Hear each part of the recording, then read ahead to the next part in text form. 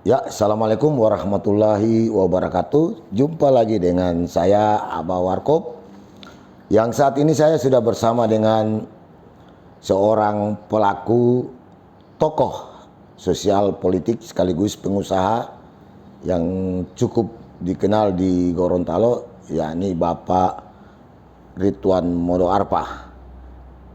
Assalamualaikum warahmatullahi wabarakatuh. Waalaikumsalam warahmatullahi wabarakatuh. Walau habari Pak. Biu. Alhamdulillah. Alhamdulillah. Ya. Saya terima kasih Bapak sudah bisa menerima saya untuk sekedar kita diskusi persoalan sosial politik yang menurut saya kapasitas Bapak mumpuni untuk itu, karena dalam data saya dapat Bapak adalah jebolan FISIP di Universitas Jayabaya Jakarta, Pak ya? Iya. Ya, ini luar biasa. Dan Bapak seorang pelaku usaha yang notabene berada di lingkaran epicentrum kehidupan sosial politik nasional Jakarta. Ya. Pak Ridwan, untuk sebagai prolog, bagaimana tanggapan Bapak tentang dinamika sosial politik yang ada di potret yang ada di Provinsi Gorontalo yang kita cintai ini, Pak? Ya. Potret politik di Gorontalo ya. Sebelum lebih jauh saya menjelaskan, saya harus ini dulu di disclaimer dulu soal pernyataan pengusaha. Ya, saya hanya aktivis sebenarnya. Aktivis usaha. Aktivis, kemudian aktivis serikat buruh, aktivis buruh. Buruh, iya. Ya, kemudian bertransformasi menjadi politisi Nasdem. Dan memang aktivis buruh itu ya dekat dengan pengusaha. Pengusaha, ya. Nah, kita selalu bertemu, berunding, membahas persoalan-persoalan ketenagakerjaan di Indonesia. Ya. Memang saya termasuk pendiri Federasi Serikat Pekerja Metal Indonesia. Bapak pendiri? Pendiri. Bersama-sama ada almarhum Tamrin Musi. Ya. Itu tokoh buruh. Kalau sangat terkenal. Itu hidupnya almarhum Pak Tamrin itu 6 bulan di luar negeri, 6 bulan di Indonesia. Luar biasa. Dia tokoh, tapi tokoh. dia ya karena dia banyak bermain di dunia internasional, jadi mungkin orang Gorontalo yang datang. Tapi militansinya dia kuat. Saya banyak pelajaran dulu. Ya, siap. Nah, karena itu ya terkait dengan politik di Gorontalo, memang sebagai aktivis dan menjadi politisi, saya lihat tidak terlalu jauh perbedaannya, caranya gimana menjadi seorang politisi dan menjadi aktivis buruh. Beda-beda tipis. Yang penting bagaimana mengartikulasi kepentingan. Ya. Nah, kalau di buruh itu kan terbatas hanya buruh. Tapi ini lebih luas. Kalau di politik sudah lebih luas. Seluruh masyarakat kita harus dengar aspirasi. Nah, untuk politik Gorontalo, memang saya lihat kalau kita potret kehidupan secara sosiologis, hampir seluruh warung-warung warkop di Gorontalo ini bicara politik. Tidak. Apalagi di warung amal itu. Wow, tempat kumpulnya itu. Maka politisi dengan berlatar belakang. Itu bagi saya epicentrum politik di Gorontalo itu. Kalau kita ingin tahu lebih detail, datang ke warung amal. Saya kira itu clear betul. Jadi bisa jadi sebuah epicentrum, Pak ya? Luar biasa. Itu warung amal itu. Nah, saya juga sekali-sekali. Dan kadang-kadang kalau ada tamu-tamu yang mau datang, ya usulan mereka itu kita ke warung amal. Itu semua rata-rata seperti itu. Nah, kemarin kan Repi Gurung datang, tapi dia hanya berhenti sampai di kabupaten. Semua usulkan itu, kenapa nggak di warung amal? Ya saya kira jadi warung amal itu udah menjadi trademark sendiri ya.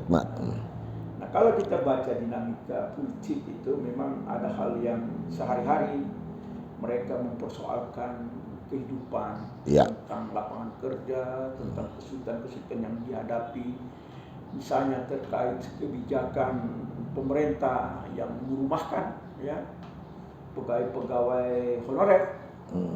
Itu menjadi isu yang sangat serius di Provinsi Gorontalo. Itu jangan dianggap bukan isu yang tidak serius. Itu honorer itu. Pengamatan seorang aktivis ini. Ya, ada hal-hal yang kalau kita mau lebih jauh soal stunting, soal putus sekolah, itu isu-isu yang sangat serius, yang memang dalam percakapan politik itu satu dua suka terdengar. Tapi lebih banyak bicara soal siapa jagoan kita yang akan duduk di DPR, siapa yang akan duduk sebagai gubernur, wali kota. Nah, semua kita ada dalam politik arena. Ya. Nah, itulah situasi Gorontalo. Untuk sementara itu putaran. Ramai betul ya. dengan persoalan politik, diskusi politik praktis. Ya. Siapa mendapat apa dan siapa yang duduk untuk siapa gitu. Padahal ada hal yang substantif. Ya. Pak Ridwan, ini menarik ini. Ini sahabat Abah Warkop, beliau adalah seorang aktivis buruh Indonesia asal Gorontalo. Ini luar biasa. Artinya sebagaimana beliau katakan, ya beda-beda tipis memperjuangkan kepentingan. Kalau itu segmennya hanya terbatas buruh, tapi politisi lebih luas. Tapi ada hal yang menarik, Pak. Yang diangkat di politik ini soal siapa mendapatkan apa. Padahal ada hal-hal substantif yang menyentuh masyarakat seperti stunting yang Bapak sebutkan, kemudian pendidikan. Ada yang menarik. Saya minta tanggapan Bapak. Sekarang ini yang lagi rame juga kemarin ada di beberapa media sosial tentang pendidikan dalam hal ini apa itu Pak? Sekarang kan anak-anak itu dari SMP mau ke SMA. Ada rayon-rayonisasi lah istilahnya. Banyak yang ada masuk dalam rayon tapi tidak terakomodir di sekolah yang ada di rayon situ. Sebagai seorang pemerhati sosial politik, bagaimana Bapak melihat? Oh, itu persoalan serius. Serius itu Pak? Kalau ada generasi yang tidak tertampung di sekolah. Ya. Karena artinya pejabat pemerintah kita tidak melaksanakan konstitusi, tidak melaksanakan perintah undang-undang. Undang-undang dasar loh. Ya. Karena tugas pemerintah itu, tanggung jawab kita dalam bernegara itu adalah mencerdaskan kehidupan bangsa. Ya. Mensejahterakan rakyat, melindungi. Nah, kalau ada angkatan usia sekolah tidak dapat masuk sekolah, itu kegagalan pemerintah. Itu bagian dari kegagalan. Kegagalan pemerintah. Dan bukan kegagalan pemerintah. Dan bahkan dosa mungkin. Itu kita artinya tidak melaksanakan konstitusi. Iya. Nah, hal-hal ini harus dipercakapkan. Mengapa dia tidak masuk? Di mana masalahnya? Nah, apakah tidak pernah dibikin perencanaan tentang angkatan-angkatan pendidikan itu, anak-anak didik itu per tahun, dan dihitung ruang kelasnya, dihitung ruang gurunya berapa. Itu tanggung jawab paling dasar di dalam kita bernegara, dalam berpolitik. Wah, kalau itu menjadi isu Gorontalo, sungguh luar biasa. Ada problem serius di dalam kekuasaan kita ini. Artinya dikelola tidak benar-benar memperhatikan perintah konstitusi, yaitu mencerdaskan bangsa. Jadi problem sangat serius. Itu salah satu problem serius. Sangat serius. Kalau dari sisi ketenaga kerjaan, bagaimana Bapak memotret Gorontalo ini? Itu juga hal yang sangat serius di Gorontalo. Lapangan kerja ini hal yang serius. Kita udah tahu mayoritas hampir 70% angkatan kerja kita itu diserap di pertanian. Nah, pertanian itu sendiri semakin terbatas lahannya, tapi jumlah penduduk bertambah. Jadi ada kecenderungan masyarakat itu bergerak ke sektor jasa.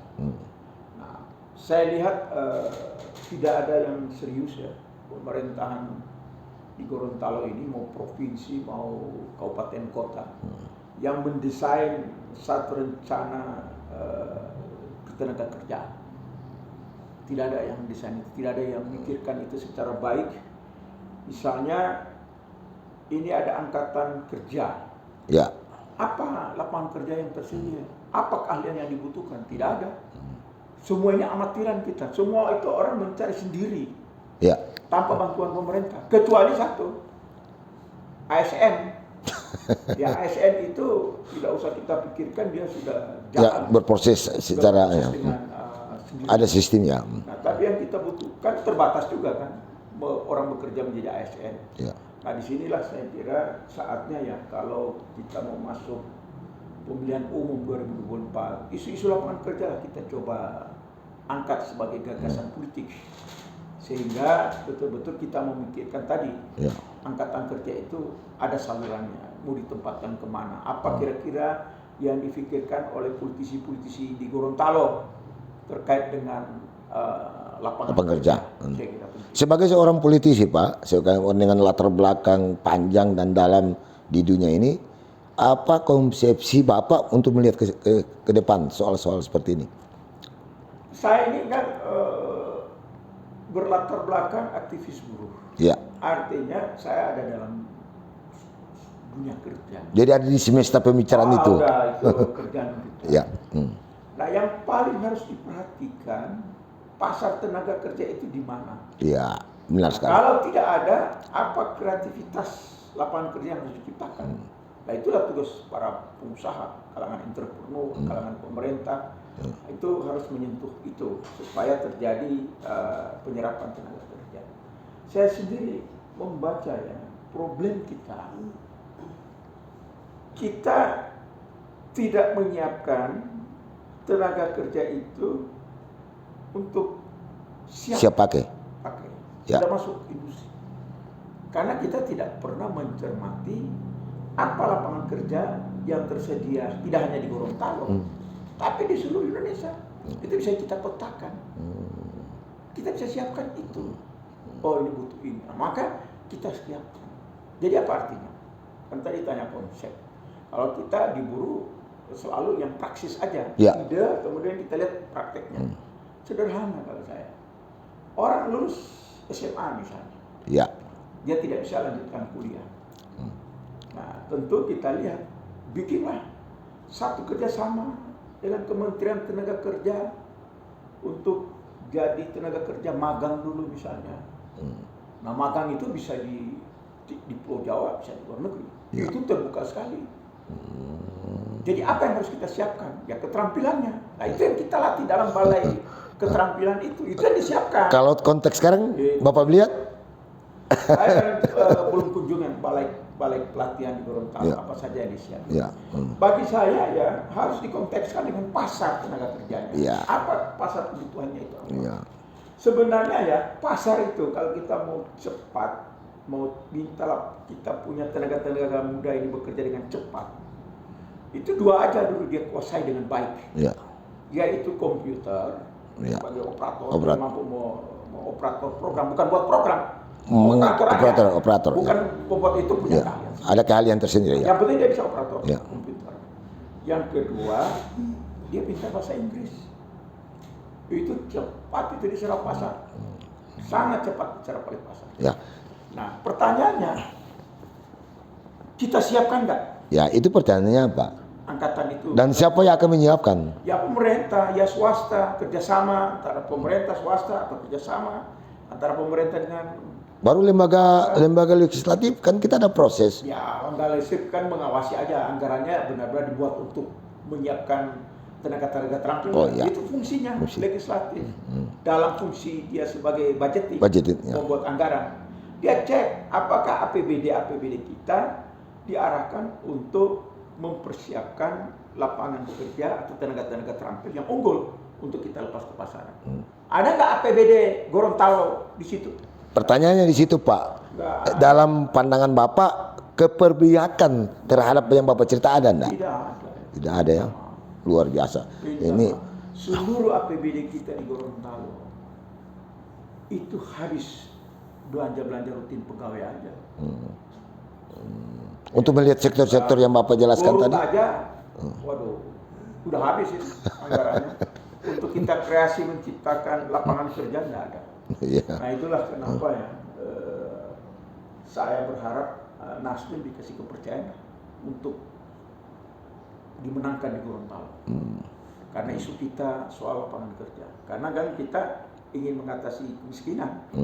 Yang nomor 5 itu. Semua kita semua tahu. Ya kan? Kita provinsi dari 38 provinsi sudah 38 sekarang provinsi. 34. Dan ada kita nomor 5. Itu artinya. Dan itu sudah bertahan lama, Pak. Oh, sudah bertahan lama. Itu artinya kita betul-betul tidak jeli, tidak cermat, tidak betul-betul pro rakyat. Harus dikatakan begitu. Ngomongnya pro rakyat, tapi dalam kebijakan publik tidak pro rakyat. Dalam aktualisasi tidak, begitu ya. Harus ditegaskan sekarang. Ya, harus ditegaskan. Supaya apa? Ya seluruh politisi itu dorong dong APBD itu untuk mengatasi kemiskinan. Itu loh. Jadi kita harus bangkitkan isu ini menjelang pemilu. Rakyat tolong cari politisi-politisi yang betul-betul ingin mencerdaskan rakyatnya, ingin menciptakan lapangan kerja, ingin mengatasi lapangan kerja, betul-betul dia betul-betul berorientasi. Jangan lupa ada satu isu besar di Gorontalo. Saya kan baru 5 tahun terakhir di Gorontalo. Isu lingkungan. Wow. Isu lingkungan di Gorontalo itu juga saya lihat ada kemerosotan. Seperti apa itu? Anda bisa lihat banjir di mana-mana. Dulu saya masih kecil, banjir itu saya bisa prediksikan kalau mereka bilang banjir 5 tahunan. Iya. Gitu. Iya. Saya bayangkan Gorontalo itu. Artinya sudah pos mayor. Sudah pos mayor kalau dia banjir. Banjir 5 tahun. Dan banjir itu pasti besar. Ya. Nah, sekarang kita sudah tidak, kapan saja tiba-tiba. Sudah bukan lagi tahunan. Sudah bukan tahunan. Menit. Mungkin menjadi bulanan. Apalagi di Gorontalo Utara itu. Wow. Saya juga lihat hampir. Dulu saya tidak pernah dengar itu. Tahun 80, 90. Tapi 2000. Asal hujan keras, saya selalu dengar banjir. Saya ke sana aja, rakyat di sana itu bicara soal banjir. Saya lihat daerahnya ada macam-macam peristiwa. Memang ada gundul yang sudah jadi ladang jagung. Iya. Ada juga saya lihat sungainya menyempit karena sedimentasi dan seterusnya. Memang harus ada revitalisasi sungai. Iya. Dan juga ada hal yang harus dibangun di sana semuanya bendungan untuk supaya air itu juga bisa dibuat pengairan. Ada banyak hal yang harus dipikirkan soal itu. Pak Ridwan, tadi Bapak sudah singgung soal kemiskinan Gorontalo yang apa ini sebuah isu atau sebuah fakta ya, dan pasti ini sudah dipublish oleh lembaga yang berkewenangan untuk itu bahwa Gorontalo BPS. Badan Pusat Statistik loh ya. Dan Pusat Statistik, lembaga yang memang bertanggung jawab untuk itu. Ya, kita tidak akan bicarakan di manalah kantong-kantong kemiskinan, tapi saya mencoba mengcombine ini Pak. Gorontalo terkenal dengan sumber daya alamnya, termasuk yang Bapak sebutkan tadi Garut. Garut itu luar biasa Pak dalam pandangan saya. Di lautnya luar biasa, di daratnya luar biasa, itu luar biasa. Tapi mengapa ini kemiskinan masih ada di provinsi kita yang kita cintai ini dan sudah bertahan lama? Menurut pandangan Bapak seperti apalah? Saya pernah diminta Pak Rahmat Gobel mendampingi Faisal Basri. Ya. Itu tahun kira-kira 15 tahun yang lalu itu ya. Ini udah 2023. Udah lama ya? Iya, udah cukup lama. Mungkin 2014, 2015. Mungkin saya dampingin atau 2004 mungkin. Ya, saya dampingin Pak Faisal Basri.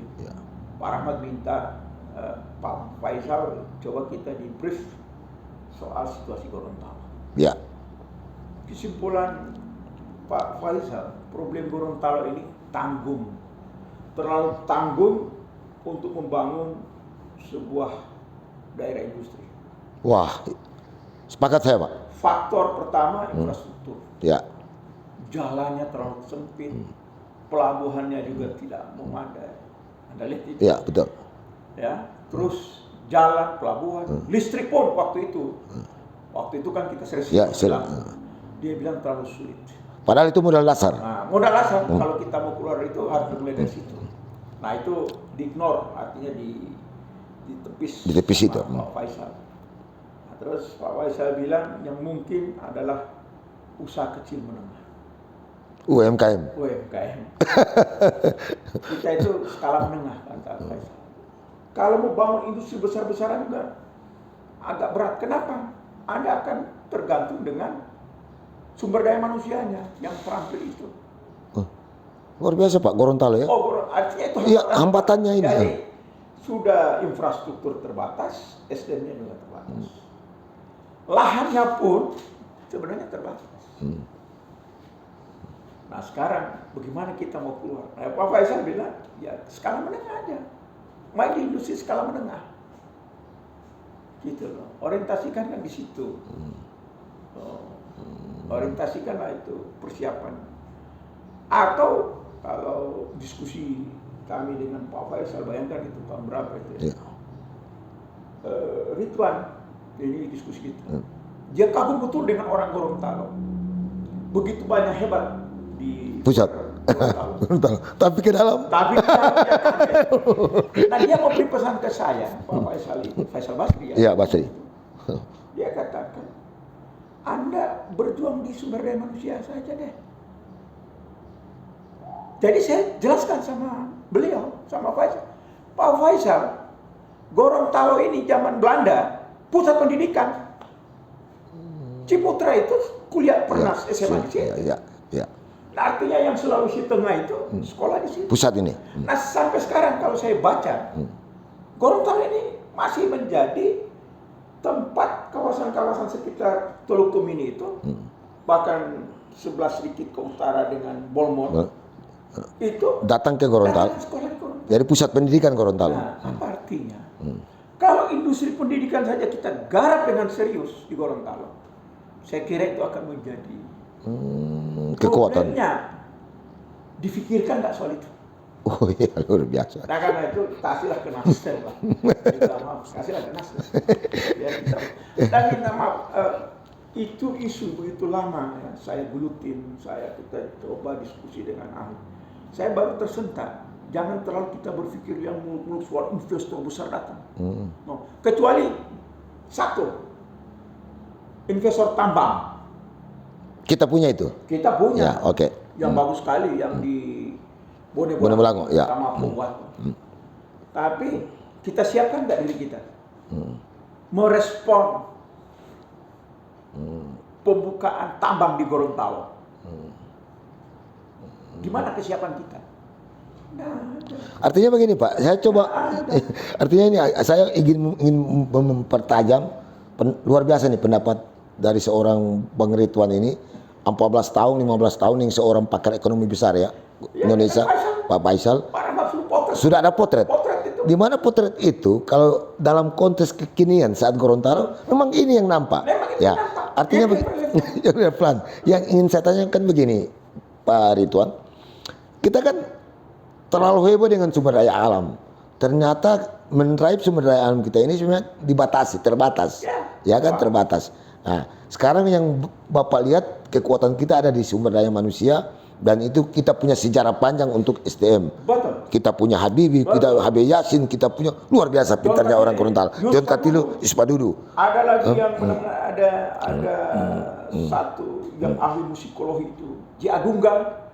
Ahli musik loh itu. Dahsyat itu. Nah, artinya kita punya itu. Oh, punya jagoan-jagoan. Dan kekinian kita punya menteri orang Gorontalo luar biasa. Sekarang kita masih waris itu kan? Iya masih sih. Ada 3 menteri. Menteri orang Gorontalo. Ada darah Gorontalo. Darah Gorontalo. Di legislatif DPR ada, MPR ada. Kurang apa kita Pak sampai orang miskin ini? Sisi elit kita luar biasa. Luar biasa. Tapi kita miskin. Produksi elit Gorontalo luar biasa. Tapi kita miskin Pak. Ya itu kan artinya itu inisiatif keluarga-keluarga Gorontalo. Oh, bukan pemerintah. Berarti pribadi personal ini Pak. Pribadi keluarga yang terbatas itu mereka lah yang bergerak sendiri itu. Tapi secara sistem tidak bergerak itu, tidak pernah kita visikan. Fadel waktu awal pemerintahan dia berpikir soal itu. Fadel awal pemerintahan. Saya masih lihat banyak anak-anak Gorontalo yang cerdas-cerdas itu masuk di universitas unggul. Saya lihat Pak Fadel sempat tapi kemudian saya tidak lihat lagi. Ada hal yang serius mendiskusikan soal bagaimana menyiapkan sumber daya manusia itu asal Gorontalo itu sudah kelihatan. Saya sudah nggak dengar lagi. Kalau secara ya ada tapi cuma terjebak dengan pembiayaan aja. Tidak didesain. Desain Pak, maksud saya di situ. Kalau soal desain. Siswa-siswa itu hal yang biasa. Itu biasa. Tapi bagaimana didesain mereka itu, disiapkan betul. Jadi bukan tiba-tiba akal. Bukan tiba-tiba, bukan sekedar kasih ongkos terus dia jalan, bukan. Disiapkan memang. Memang tugas pemerintahan itu, ini yang saya agak jet lag lah. Bicara politik di daerah. Kenapa? Antara sebuah gagasan dengan realitas itu begitu senjang sekali. Artinya kita walaupun punya gagasan, begitu kita mewujudkan, berat untuk direalisasikan. Faktor penghambatnya apa? Kalau saya menggunakan metode satu, kita tidak diorientasikan, pemerintahan kita tidak diorientasikan secara bersama bagaimana Gorontalo ini maju secara bersama-sama, bukan secara sendiri-sendiri. Kalau secara sendiri-sendiri tidak usah diurus. Buktinya tidak diurus, kita punya 3 menteri. Ya. Jangan main-main itu. Itu luar dengan populasi yang kecil. Iya kan? Populasi yang kecil. Ya, kan? Jadi kalau itu tidak usah diurus. Tapi kita urus dari sisi pemerintahan. Nah, kan fungsi pemerintahan itu mendesain masa depan, menyiapkan masa depan yang tidak dipikirkan oleh warganya. Dia pikirkan itu ke depan. Warga saya ini akan bagaimana ke depan. Itu fungsi pemerintahan. Tapi pemerintahan kita sekarang apa yang dipikir? 5 tahun sekali bagaimana saya tetap duduk. Itu problem kita. Kenapa kita itu di dalam soal kemajuan itu melingkar aja, putar poco-poco. Ya. Maju tidak maju, tidak maju, tidak maju. Mau mundur. Karena kita tidak menyiapkan sebuah pemerintahan itu yang memikirkan 20 tahun ke depan itu seperti apa. Kita itu terjebak dengan situasi politik kekinian yang 5 tahunan. Lu bayangkan seorang pemerintahan hanya berpikir 5 tahunan. You bisa bayangkan apa yang terjadi dengan warganya. Ya warganya lari sendiri-sendiri. Artinya begini Pak Ridwan. Padahal ini tanggung jawab pemerintah. Ya, oke. Pada titik itu kita bisa di sini kan begini Pak. Pemerintah itu adalah sebuah eksekutor. Ya. Tapi ada lembaga dan saya cuma saja Pak itu legislatif bahwa ada yang diantaranya budgeting. Bagaimana Bapak melihat ini? Jadi karena antara eksekutif dan legislatif di dalam Undang-Undang nomor 23 kalau nggak salah itu ada satu kesatuan. Kira-kira ada celah Bapak lihat pemerintah dan legislatif? Ya, problem itu ini soal gagasan politiknya apa, terus apa yang kita bisa lihat di dalam reproduksi kebijakan publik. Apa kebijakan publik? Misalnya tadi soal lapangan kerja. Apa desainnya? Kebijakan publik terhadap lapangan kerja. Soal pendidikan, persiapan untuk tenaga kerja yang terampil, unggul, ya, yang berteknologi kalau pakai istilahnya Pak Habibie kan. Itu kita itu punya orang-orang yang high tech. Oh ya. Ya kan? Coba itu. Ya. Jadi diskusi kita itu terjebak dengan budgeting, dengan anggaran. Jadi pikiran kita baik di eksekutif maupun legislatif itu bagaimana pikirannya menghabiskan anggaran. Nggak ada ide lain kecuali ini anggaran dan pemerintah DAK itu yang dipikirkan. Dihabisin aja itu. Artinya secara manajemen hanya outputnya, outcome, impact gimana? Output outcome-nya apa? Ada. Tidak pernah dianalisis. Sebuah budgeting kalau kita keluarkan apa output outcome-nya? Ya, apalagi impact. Apalagi itu kan tidak pernah didiskusikan, diperdebatkan dengan baik di parlemen maupun di pertemuan-pertemuan elit di Gorontalo. Semua soal siapa mendapat apa, siapa yang dulu. Kemudian semua membangun sebagai politisi itu lewat pencitraan. Dan akhirnya apa? Ketipulah kita. Cuma citra yang dibangun, bukan isi kepalanya. Bagaimana dia mengatasi Gorontalo supaya maju? Bagaimana Gorontalo bisa keluar dari angka kemiskinan yang nomor 5 itu terus-menerus tidak, yang terus bertahan itu? Dia tidak main dengan gagasan itu. Tapi dia main dengan pencitraan. Oh, terus pakai gelar-gelar lagi di bawah. Politisi kok pakai gelar? Gelar itu di dunia akademis. Politisi gagasan, narasi, pikiran, gagasan politiknya dia artikulasikan, kemudian dia perjuangkan kebijakan publik. Di mana kebijakan publik itu hasil keputusan antara eksekutif dan legislatif dan juga melibatkan partisipasi. Itu yang dia mainkan. Dan goalnya kesejahteraan rakyat. Kesejahteraan rakyat goalnya. Kita kan tidak di situ. Melihat politisi kita yang dibangun pencitraan. Sudah citranya bagus, begitu sampai ke rakyat bilang, 5 tahun sekali, mea-mea mana? Duit lagi. Coba, apa yang mau dihasilkan dengan elit model ini?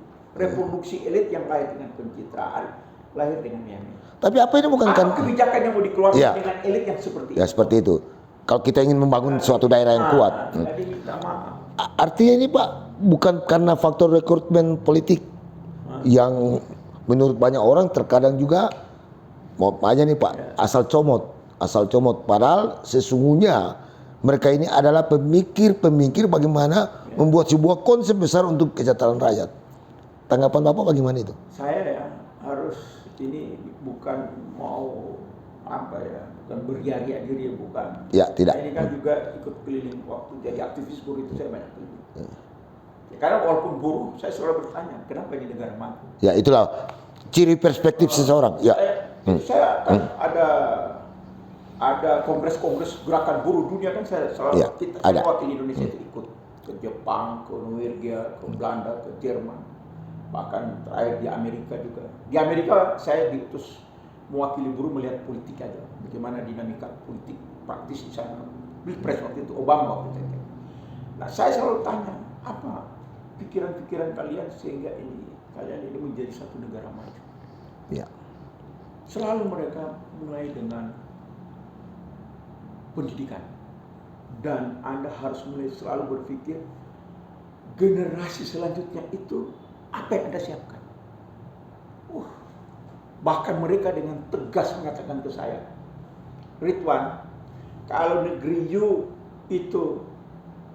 ini kaya raya, kalau negeri kamu itu masih kamu diskusi soal kemiskinan, masih juga kamu persoalkan kebodohan, yang kamu salahkan pertama itu politisi.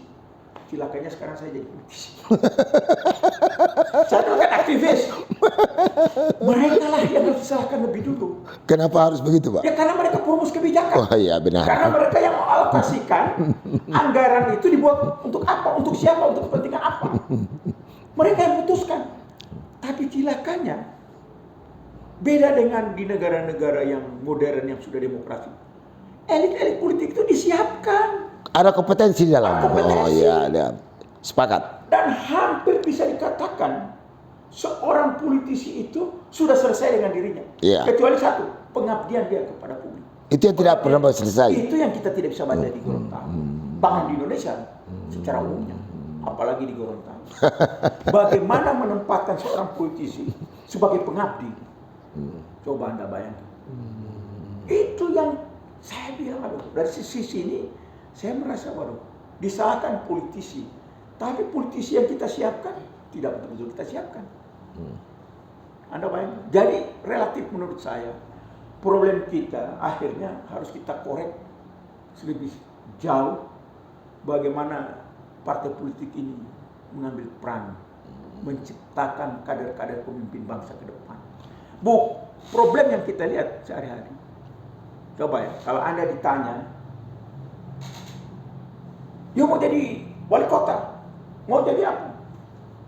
Apa yang ditanya duluan? Berapa duit?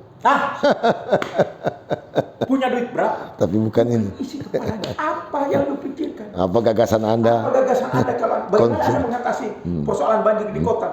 Bagaimana Anda mengatasi itu got yang tidak selesai dalam 2 tahun? Bagaimana Anda merancang infrastruktur untuk mengelola air di kota yang kalau hujan deras? Itu harus dijawab. Ini sahabat apa? Ini hal-hal yang biasa. Nah, terus yang kedua, ini untuk kota ya. Nanti kalau di Gorontalo ada lagi, itu dia punya. Itu Gorontalo punya ada problem sendiri. UMKM di Gorontalo ini, kalau seandainya pemerintah itu terlibat menempatkan UMKM itu dengan gerobak yang api. Jadi orang lihat, wah Gorontalo itu teratur betul, UMKM itu akan mengundang satu keadaan. Itu bisa didesain. Bisa didesain. Bagaimana menata UMKM di Gorontalo supaya kelihatan api, indah, dan orangnya. Artinya Pak, itu nanti ada satu saat kita hal yang lain yang agak menarik Gorontalo itu mengelola kota Gorontalo menjadi kota pendidikan. Ya. Bos, problem pendidikan kita ini harus dipikirkan bagaimana dia menjadi unggul, dalam arti unggul yang sebenarnya. Tapi apa yang terjadi di dunia universitas kita? Hanya terjadi rutinitas, tampung, bayar, ngajar. Tapi tidak pernah kita evaluasi secara baik apa reproduksi. Iya, reproduksi dari akademik. Itu ukuran. Berapa besar doktor-doktor, profesor yang ada di kampus di Gorontalo ini yang mereproduksi karya ilmiahnya, yang kemudian tidak hanya dibaca di Gorontalo, tapi dibaca di dunia internasional dan nasional. Itu kita tuntut mereka, difasilitasi oleh APBD kalau perlu.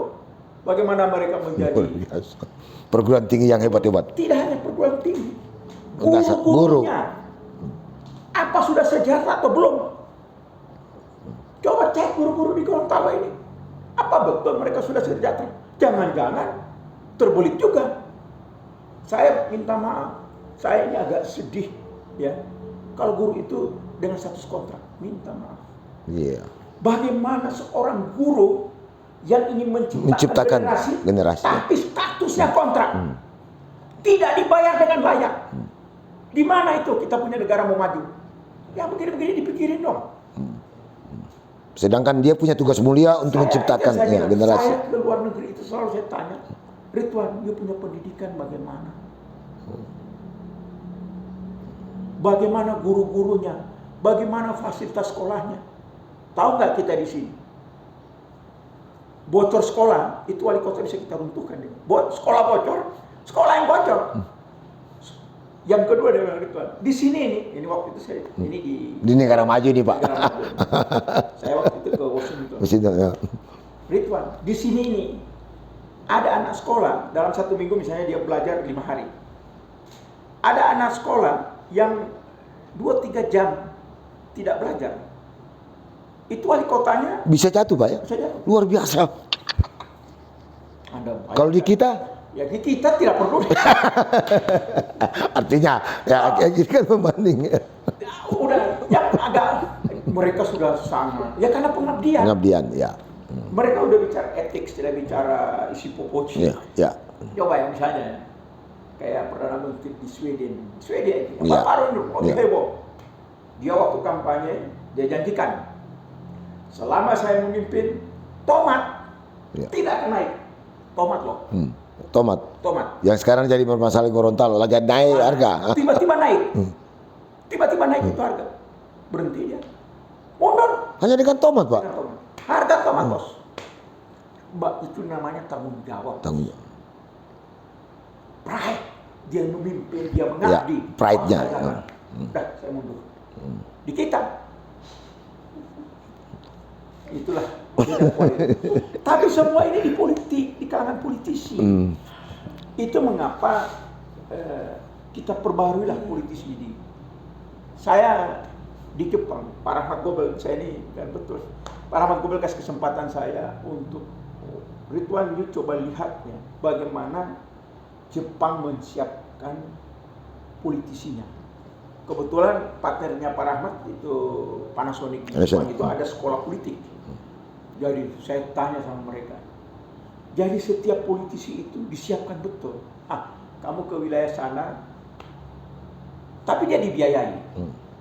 Kamu di sana, kamu bertarung, nah kamu harus pastikan mengapa kamu akan dipilih oleh rakyat di sana. Jadi mereka itu datang dengan tindakan. Dia berhasil, baru dia boleh maju. Artinya kalau saya potong Pak, ada gagasan yang dia bawa. Iya. Dan itu yang dipertaruhkan, uji. Masuk. Mau dilakukan gaya bukan gaya yang dia bawa. Sampai ada satu saya diceritain. Aduh, saya dapat tempat di daerahnya Mr. Fukuda. Oh, itu dedengkot politik, itu keluarga politik tidak bisa dilawan. Tapi saya tetap jalan, dia bilang. Kenapa kamu tidak putar? Ya, dia udah tua kan, saya masih muda. Sewaktu-waktu rakyat akan simpati dengan saya. Artinya menjadi politisi pun mereka rintis secara bertahap. Tidak ujug-ujug, sekedar ada duit ujug, bos. Kawan lihat, problem kita ada di politisi ternyata. Artinya begini Pak, pride kita yang ingin kita tonjolkan, tapi sangat mendasar yang Bapak sampaikan tadi. Ternyata kita lari dari pride kita, yakni pendidikan. Itu sangat mendasar Pak.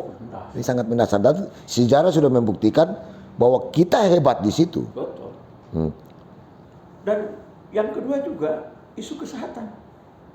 Nah, kesehatan itu, ya sekali lagi ya, minta maaf. Saya pernah dulu di Dewan Jaminan Sosial. Saya orang yang menjadi ketua BPJS kalau nggak salah. Betul. Sebelumnya jaminan sosial. Sebelum ada BPJS. Di Dewan Jaminan Sosial yang di bawahnya itu BPJS. Saya dewannya. Artinya yang mengontrol 2 BPJS itu dewan DJSN. Saya di situ dulu. 7 tahun saya di situ. Luar biasa. Ya. Saya ketua tim penyusun peraturan dan kebijakan BPJS, itu saya ketua. Ada SK-nya itu. Gitu. Ini kalau cita-cita begini kelihatan hebat betul. Tidak hebat. Tidak, memang harus. Saya hanya dikasih kepercayaan untuk memimpin.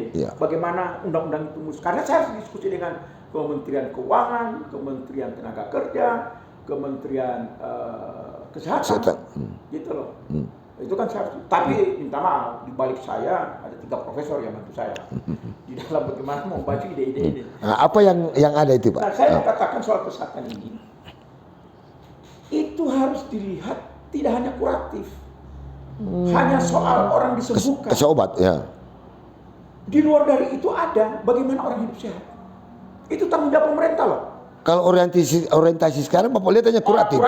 Kasih obat. Bangun rumah sakit banyak-banyak. Bangun poliklinik di mana-mana. Tapi preventif. Tapi bagaimana preventif, bagaimana orang hidup sehat tidak pernah disiapkan anggarannya. Terlalu tajam penglihatannya. Apa akibatnya? Rumah sakit menjadi alat dagang. Wow. Itu efek side-nya, side effect-nya. Di situ karena situasi ini terjadi, kita kemudian buat itu program jaminan kesehatan nasional. Jangan sampai rakyat gara-gara sudah jadi bisnis di rumah sakit, rakyat miskin tidak bisa diobatin karena tidak ada biaya. Artinya orang miskin tidak boleh sakit. Tidak boleh sakit. Nah, di sini itu keluar itu program jaminan kesehatan. Tapi tidak bisa pemerintah itu berhenti hanya ngurus-ngurus orang sakit saja. Tapi bagaimana orang hidup sehat? Dia harus urus. Bagaimana caranya? Ya sederhana. Bangunlah ruang publik untuk rakyat bisa berolahraga. Ada nggak di Gorontalo pikirin yang itu? Ini luar biasa. Pengamatannya sangat holistis ini Pak. Luar biasa. Anda lihat akibat kita tidak pernah berpikir bagaimana rakyat hidup sehat. Stunting terjadi. Stunting itu kita sedang merampas hak dia untuk hidup lebih baik. Karena IQ-nya IQ. Ya. Terus bos, mau ada nggak pejabat begitu lihat stuntingnya tidak turun-turun? Oh saya mundur, saya gagal. Ada nggak? Ada nggak pejabat? Ini kita hanya harga tomat kan? Turun, harga tomat dia turun. Tadi saya cerita, guru tidak masuk, wali kotanya bisa terancam di demonstrasi untuk harga tomat tidak turun, bocor sekolah bisa terganggu itu wali kota. Ini harga tomat kita yang stunting nggak ada tuh. Padahal ini generasi. Merasa oh saya pemimpin yang berhasil. Padahal ini untuk generasi masa depan. Tanggung jawab kita mencerdaskan. Loh kalau IQ-nya sudah dirampok hanya gara-gara tidak bergizi, di mana? Di mana fungsi kita mencerdaskan? Bagaimana kita melindungi ibunya supaya ibunya bertanggung jawab? Kita nggak begitu berpikir politiknya. Ya karena kita tampil dengan pencitraan, tidak dengan basis gagasan. 2 isu itu saya bilang. Dan itu isu universal ternyata. Pendidikan, kesehatan. Dari dua ini baru dia masuk ke lapangan kerja. Jadi terstruktur betul membangun negeri itu. Nah, jadi kalau kita ambil ya konteks hulu hilir, ternyata hulurnya itu yang tadi. Ya, itu. Hilirnya kita akan tersedia Pendidikan, sumber daya manusia yang unggul sehingga bisa mendrive sumber daya alam yang kita miliki. Kalau kita sekarang bisa mereproduksi sumber daya manusia yang unggul untuk mendrive sumber daya alam. Itu kaitannya begini. Sederhana. Tapi begitu. Nah, problem kita sekali lagi politisi di Gorontalo. Tadi kan dari awal ditanya bagaimana membaca politisi. Nah, kan saya bilang kalau kita di warung-warung itu politisinya politik arena, perebutan kekuasaan. Tapi hal-hal yang bersifat reproduksi publik, kebijakan publik untuk pro rakyat terhadap 3 hal ini yang kita konsentrasi: pendidikan, kesehatan, dan lapangan kerja. Ini 3 kalau terus menerus kita godok. Itu godok jangan individu, jangan satu partai, semua kita yang merasa politisi di Gorontalo. Coba kita bahas ini yuk. Tapi kan materi diskusinya tidak ada pada bagian itu, Pak. Ya kan semua pikirnya cari kursi, sehingga yang begini-begini tidak menjadi topik pembicaraan. Itu problem kita sebagai politik di Gorontalo. Pak Ridwan, luar biasa. Saya berbicara dengan tokoh aktivis pergerakan buruh dan bahkan tadi saya betul, saya pernah baca beliau juga salah satu, maaf ya, dalam tanda kutip memproses yang sekarang kita nikmati BPJS. Nah, beliau adalah orang yang banyak berperan di situ. Ini Pak, di berbagai kesempatan bahwa banyak tokoh-tokoh nasional mengakui bahwa kalau ngomong politik, bicara konsep-konsep politik ada di Gorontalo. Padahal kita hanya daerah dengan elektoral populasi yang sangat kecil, tapi kita mampu berada di epicentrum politik nasional, bahkan personal secara pribadi bisa ada di situ. Dari cerita yang tadi rasanya saya berpikir kenapa apanya yang kurang ini Pak sama orang Gorontalo dengan indikator ukuran apapun kita ngomong Pak, kalau rakyatnya miskin jadi nonsen. Jangan bicara. Kalau rakyatnya miskin nonsen. Nonsen itu nggak ada itu. Nggak ada itu cerita. Lip service saja itu. Lip service. Rakyat miskin. Rakyat miskin. Marwah kita Pak. Marwah kita. Nah, bagaimana pemilihan itu? Ya itulah ya. Ya itu tadi ya. Kita dikelabui oleh politisi-politisi pencitraan. Iya kan. Yang sebenarnya secara moral, secara etik, apalagi secara intelektual tidak punya kapasitas, ya sudahlah. Dan politik itu ya, kita juga tidak perlu orang ya seperti saya kan baca buku begini. Cukup punya nurani, fokus terhadap satu isu, itu sudah hebat. Dan punya ada nurani terhadap masalah dan punya ada sense Pak. Tapi kita tidak. Nah, saya jadi ingat pikirannya Tan Malaka. Ya, luar biasa. Tan Malaka itu mengingatkan kita. Tan Malaka. Itu Tan Malaka, ya. Tokoh Republik, Pak. Banyak yang nggak tahu ya. Ya. Kalau yang baca sejarah pasti tahu tentang Malaka. Pemikir besar kita, Pak. Problem demokrasi itu sebenarnya hanya mempertenak elit. Dia bilang hanya mempertenak elit ya, Pak. Hanya menghasilkan elit. Tapi kemudian elit ini tidak lagi berhubungan dengan masyarakat. Kecuali berhubungan dengan mereka. Jadi kolegial itu. Ya, kolegial. Sehingga masyarakat itu tidak terkomunikasi. Nah, itulah saya jadi ingat Tan Malaka ini udah nulis dia sudah cermat jauh sebelum Indonesia. Kejadian. Tapi Mas, coba bayangkan. Demokrasi dia bilang. Kita kan demokrasi, tapi bagi Tan Malaka ya cuma mereproduksi elit. Hanya memperternak elit, dia bilang hanya memperternak elit. Tapi elit itu kemudian berkongkong saja dia bilang. Pikirannya kongkong. Masyarakat rakyat menjam. Saya bilang ini, pertanyaannya itu bagaimana mau mengatasi ini? Itulah sebenarnya tugas pers, seperti bapak-bapak ini memancing politisi itu, diwawancara, ditanya pikirannya, mengukur ketajaman. Mereka diskusi terhadap isu-isu yang mereka coba geluti, bisa dikomunikasikan. Jadi dunia pers, kawan-kawan, podcast ini bagi saya ini penting. Maka bagi saya ya, semua politisi wajib ikut podcast. Tapi ini Pak, ini pengalaman saya sebagai Abah Warkop. Banyak para tokoh politik yang Ya istilah diajak ngomong-ngomong gini kan. Ini kan bagian dari kita untuk melempar gagasan. Betul. Itu kan dengan begitu kan tersiar kan. Ya, tersiar. Kan yang dicegah Tan Malaka itu jangan hanya elit saja. Dia harus keluar. Nah, sehingga elit ini diuji. Benar nggak you punya ada di masyarakat? Ya. Pikirannya ada. Ada nggak ide-ide yang you pikirkan? Ternyata melalui podcast ini saya hanya untuk kita uji. Oh, ternyata ini punya ya. Jadi ya kawan-kawan podcast ini ya saya kira bisa mengukur. Dan saya sudah minta pasti banyak yang lari itu. Tapi saya sedikit yang mau ya. Iya. Kualitas itu fakta Pak. Hanya sedikit yang mau. Jadi Tan Malaka benar. Hanya kongko nanti yang terasa. Luar kongko elit. Coba Tan Malaka. Kongko elit. Itu saya baca, saya masih mahasiswa itu tingkat 3 itu Tan Malaka Republik. Waduh, itu orang saya bilang. Dan saya pernah baca beliau Pak tentang sejarah Tan Malaka. Kalau nggak salah kita sudah merdeka 76 tahun. Ya. Beliau banyak bicara jauh sebelum Indonesia merdeka. Berarti ide-ide pemikiran beliau itu sudah hampir 100 tahun yang lalu. Tapi fakta masih ada sekarang. Terbukti. Dan terbukti. Sehingga Pak kemarin Pak Ridwan, saya pernah diskusi dengan seorang entertainment, pelawak juga Gorontalo. Dia bilang begini, Gorontalo ini banyak kelompok elit. Saya tanya apa elitnya itu? Ternyata yang dimaksud yang elit ekonomi sulit, Pak. Artinya ambivalen, Pak, dengan apa yang Bapak katakan.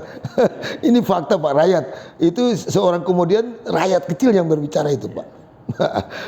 Ya, sekali lagi ya, kita silakanlah ya kita dalam pemilu bertarung apa semua, ya, yang mudah-mudahan rakyat memilih elit-elit yang betul-betul terus-menerus memikirkan perbaikan-perbaikan. Memilih elit tapi tidak menciptakan elit.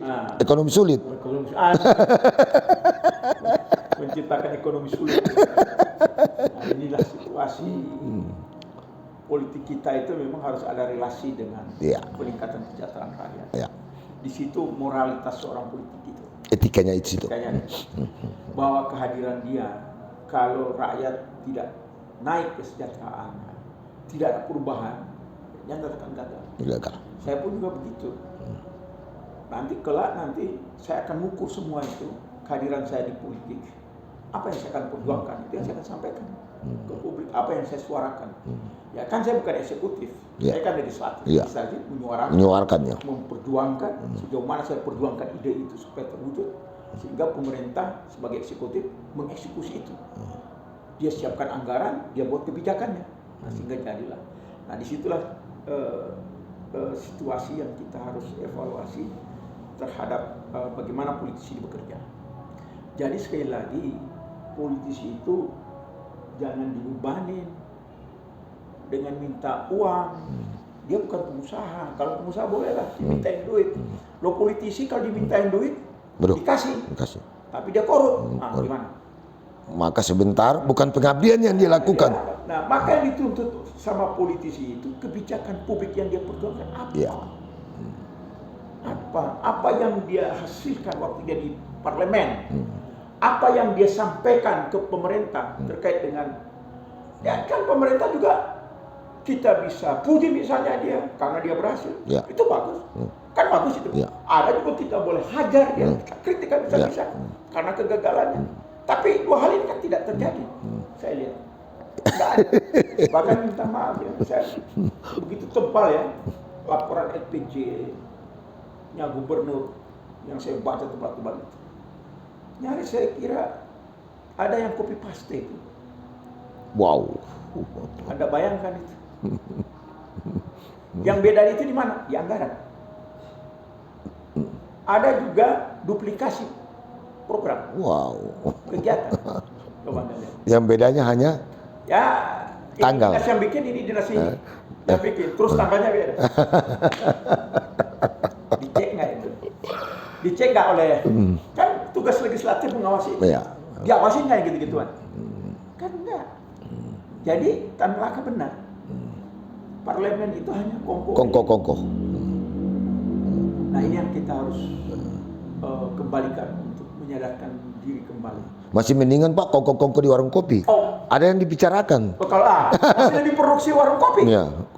Itu sengit perdebatannya. Perdebatan sengit. Sangat Bangik betul. Tapi ini elit. Nah, kalau elitnya ya saya kira ya kita harus perbaiki aja. Ya. Nanti kita perbaiki bagaimana kita menyiapkan anggota-anggota legislatif, wali kota betul-betul yang ada gagasan politik dan dia punya keberanian untuk mewujudkan pikiran-pikiran itu. Ya. Sebagai closing statement Pak, ini luar biasa kalau saya bicara keluar semua kekuatannya ada sama Bang Ridwan ini.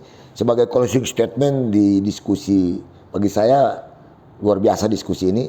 Kami persilakan Pak sebagai ya satu ya kita tidak lama lagi akan menyelenggarakan pemilihan umum. Laksanakanlah pemilihan umum itu dengan riang gembira, dengan adu gagasan, ya cegahlah memilih elit-elit yang hanya membangun pencitraan, yang hanya membeli suara rakyat. Resiko kerugian itu adalah kerugian masa depan kita. Apapun yang terjadi di Gorontalo, kita harus minta pertanggungjawaban pertama itu sama kaum politisi.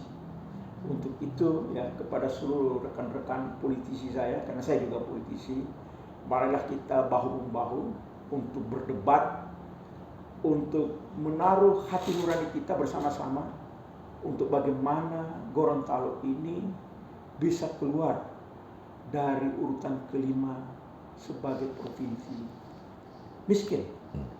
Kita harus bekerja keras dalam 5 tahun ke depan dengan menyegarkan kembali elit-elit yang akan duduk di parlemen maupun di eksekutif. Demikian, terima kasih. Salam hormat. Assalamualaikum warahmatullahi wabarakatuh. Oke, terima kasih Pak Ridwan. Luar biasa sahabat Abah Warkop. Itulah bincang saya dengan seorang politisi dan pelaku aktivis yang kita semua tahu, yang pembicaraan kita sangat, kalau istilah Abah Warkop, badaging. Beliau mencoba melakukan apa yang disebut pencerdasan pendidikan politik untuk kita sekaligus dalam bentuk perspektif. Terima kasih, mudah-mudahan apa yang disampaikan oleh beliau menjadi catatan untuk kita, terutama bagi para politisi, bagi elit. Ada yang menunggu rakyat sebagai ladang pengabdian kita. Oke, salam sukses dari Gorontalo untuk Indonesia. Assalamualaikum warahmatullahi wabarakatuh. Waalaikumsalam.